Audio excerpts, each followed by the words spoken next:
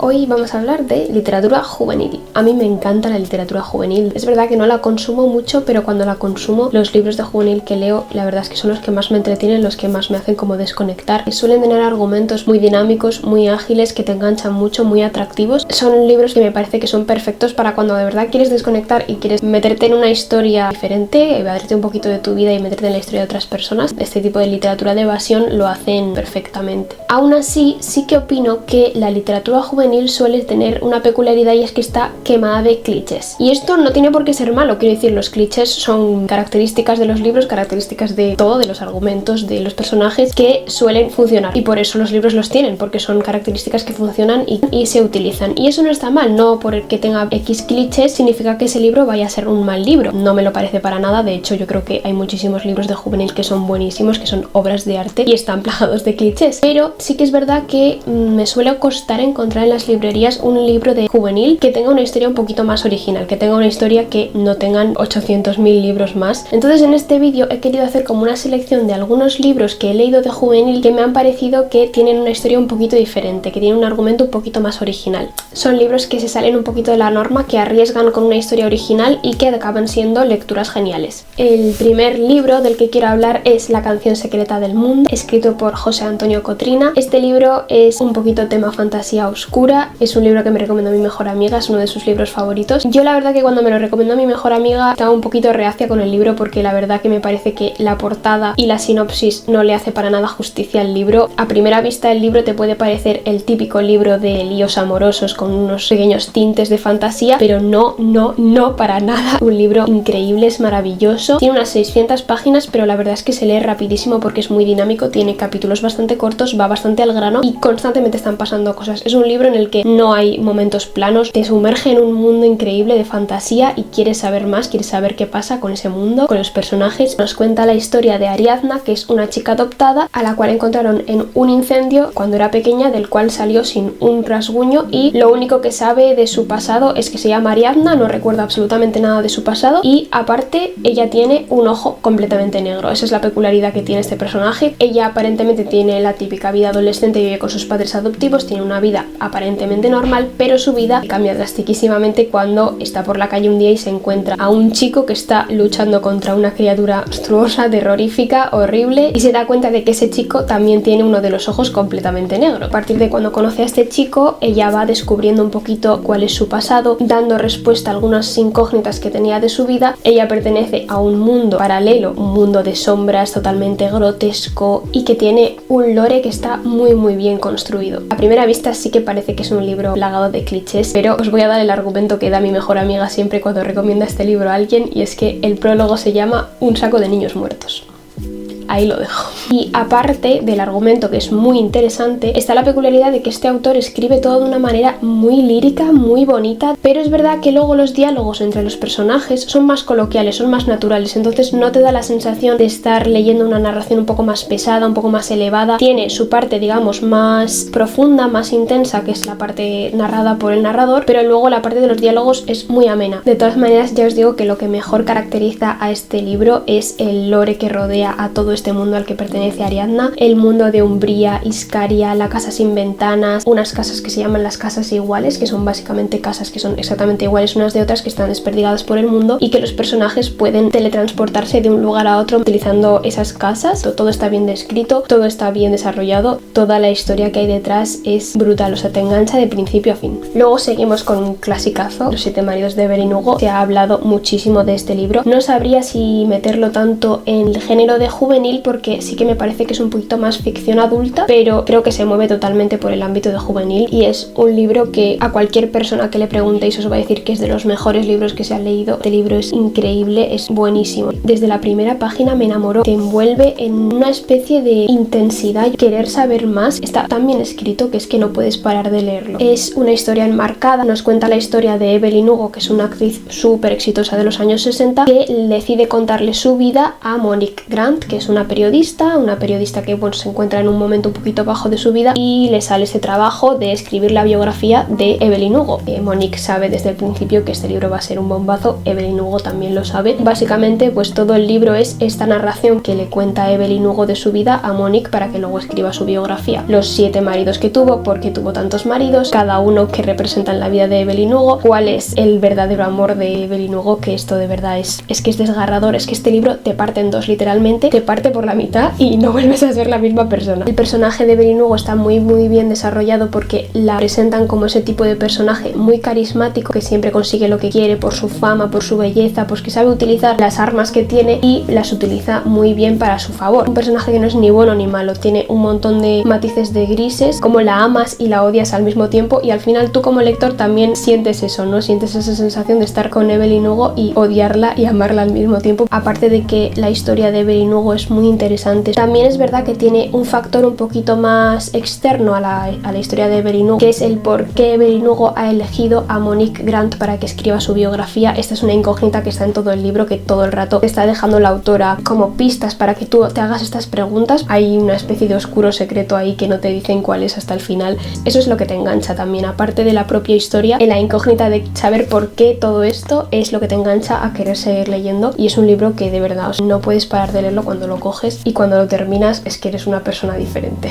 Luego tenemos Gallant, que es otro libro un poquito en la línea de fantasía oscura. Esta vez tenemos una historia llena de fantasmas con una prosa poética preciosa. Nos cuenta la historia de Olivia, que es una chica que vive en un centro de acogida con otras niñas, que no recuerda nada de su pasado, no sabe si su madre está viva, si su madre está muerta, y lo único que mantiene su pasado y de su familia es un diario que escribió su madre, e intenta descifrar lo que quería decirle su madre en ese diario, ya que al principio sí que es una escritura un poco comprensible, un poco lúcida, pero a medida que va pasando el diario ella se va dando cuenta de que su madre cada vez se vuelve más loca, cada vez lo que escribe tiene menos sentido, y ella siente que tiene que darle un sentido a todo esto que está leyendo. Ella tiene la peculiaridad de que puede ver fantasmas, pero lo que me gusta de este libro es que los fantasmas no son los típicos fantasmas que nos hemos creado en nuestra cabeza toda la vida. No es el típico fantasma pues que es un ser pues corpóreo, ¿no? Que tú le ves y sabes que es un fantasma porque esa persona está muerta, sino que ella ve como partes del fantasma. A lo mejor ve un ojo, un tobillo, media mandíbula, y eso es el fantasma. Es una imagen bastante tétrica, bastante terrorífica de estos fantasmas. Básicamente lo que le ocurre a Olivia es que un día recibe una carta de su tío, que la están buscando, que la están esperando, que vaya a un lugar que se llama Gallant, donde ahí está el resto de su familia y quieren que ella vuelva a casa. Y para cuando ella llega a Gallant le dicen que allí nadie le ha mandado una carta, nadie sabe de ella, no la conocen. En esa casa, en Gallant, ella va a descubrir su pasado, va a descubrir cuál es el sentido de su existencia, qué es el secreto tan oscuro que guarda esa casa, y por supuesto también descubre qué fue lo que le pasó a su madre, cuál fue la razón de que la abandonase. Es una novela que te envuelve en un halo de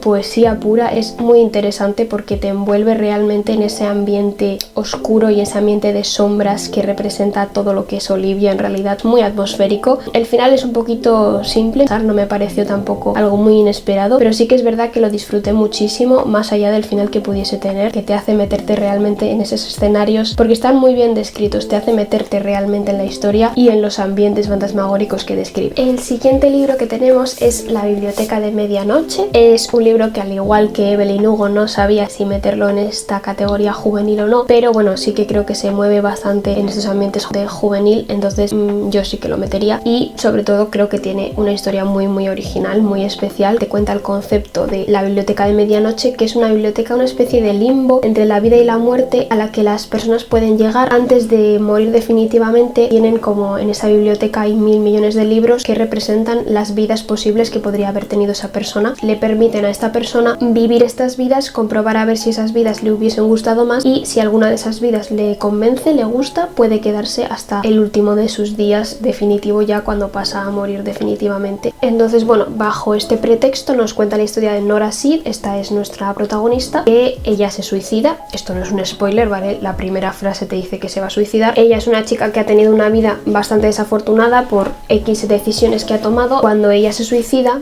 aparece de repente en la biblioteca de la medianoche. En esa biblioteca, la bibliotecaria le explica pues lo que ya os he comentado. Es una biblioteca donde todos los libros representan posibles vidas que Nora habría podido vivir, y le dice que puede elegir. Si esa vida le decepciona, si esa vida no le gusta en cualquier medida, vuelve directamente directamente a la biblioteca de medianoche y puede probar otras vidas. Lo cual, por una parte, está bien, pues porque te permite probar todas las posibilidades de vidas que podrías haber tenido, pero por otra parte, para Nora esto es totalmente descorazonador porque ella quería morir. Y el hecho de intentar probar otras vidas y ver que tampoco funcionan, que tampoco le gustan, le hace sentirse todavía más desgraciada. Tiene ese toque fantasioso de la biblioteca de medianoche, pero también es una novela que detrás de todo este pretexto te cuenta una historia muy real, muy cruda, que trata temas muy reflexivos, trata el tema de la salud mental, el tema de la muerte, y es una novela que puede ser bastante desgarradora en algunos momentos porque puedes empatizar bastante bien con el personaje, sentirte conectada con sus desgracias, pero en definitiva es una novela muy original que te atrapa totalmente porque tiene una historia muy interesante que te hace querer saber al final Nora qué vida va a elegir, si va a elegir alguna vida o definitivamente se va a quedar con la muerte. Y aparte es una novela que te vincula muchísimo con los personajes, te hace sentir muy conectada. El siguiente libro que tenemos es Ciega, en este caso una trilogía. Yo solo tengo el 1 y el 2 porque el tercero me lo leí en digital, en ebook. Todos son increíbles, el primero, el segundo, el tercero, todos son brutales. Es una distopía futurista que nos cuenta un futuro en el que la tecnología ha avanzado hasta tal punto que los seres humanos somos inmortales, no podemos morir ni de vejez ni de enfermedades. Existe el problema de la superpoblación, del control poblacional, y para controlar este problema existe la organización llamada La Guadaña, que lo componen los segadores. Los segadores son unas personas que se encargan de matar a las personas. Solo ellos pueden matar. Ellos tienen que cumplir con unos cupos de muertes para, digamos, mantener ese control, ese equilibrio poblacional, pues igual que si fuese la propia muerte, ¿no? Se supone que tienen que elegir de una manera totalmente imparcial, siendo totalmente justos con la idea de que la muerte le llega a cualquiera, seas quien seas. ¿Qué pasa? Que como todo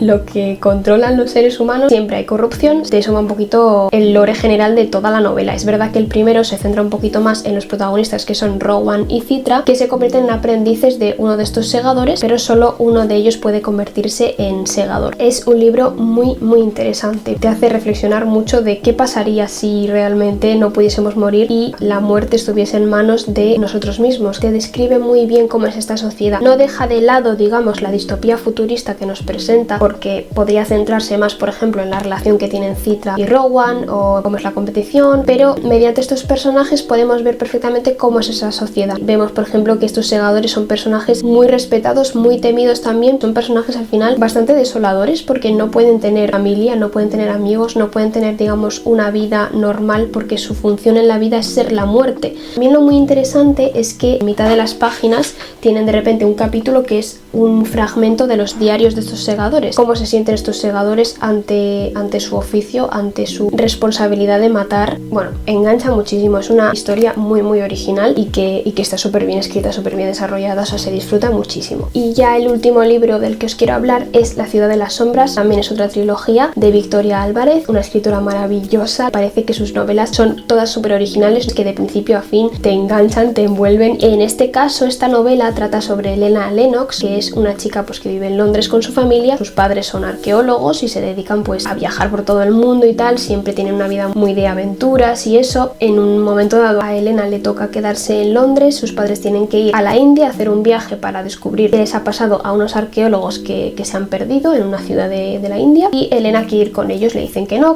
puede tal, entonces ella decide irse por su cuenta. El día que se van sus padres, en vez de ir a un internado en el que la quieren meter, pues coge y hace el viaje ella sola, se va a la India a buscar a sus padres. Una novela llena de aventuras, muy exótica, que te cuenta toda esta cultura india, ciudad en la que se supone que se han perdido estos arqueólogos, que están sus padres investigando. Se supone que es una ciudad llena de fantasmas, que está maldita, que no se puede ir allí, y ella lo que quiere es ir a encontrar a sus padres. Llega a la India, conoce al príncipe de Jaipur, es que me emociono, y se aloja en su palacio y le pide ayuda pues para encontrar a sus padres. El final es apoteósico, es que a mí me pareció una resolución. Yo no me esperaba para nada lo que iba a pasar al final. Ese plot twist increíble que pasa en esa ciudad maldita de la India es brutal. Esta es la primera novela, pero bueno, el resto de novelas de la trilogía siguen tratando las aventuras de Elena Lennox. Todos los libros son súper interesantes, muy divertidos, muy emocionantes. Ese tipo de literatura de aventuras que todo el rato están pasando cosas, ese enigma ahí que hay que descubrir qué pasa, se disfruta muchísimo, de principio a fin. Pues esos han sido todos los libros. Este tipo de temática un poco más original dentro de la literatura juvenil. Es verdad que hay muchos clichés, pero también hay muchísimos libros muy originales y se podrían hacer cientos y cientos de vídeos sobre estos libros, pero estos son, bajo mi experiencia, los que más me han marcado, los que yo, si tuviese que recomendar literatura juvenil, recomendaría estos. Si conocéis otros libros de literatura juvenil que tengan un argumento realmente un poquito más original, pues recomendadme porque yo quiero. Y nada, espero que os haya gustado el vídeo.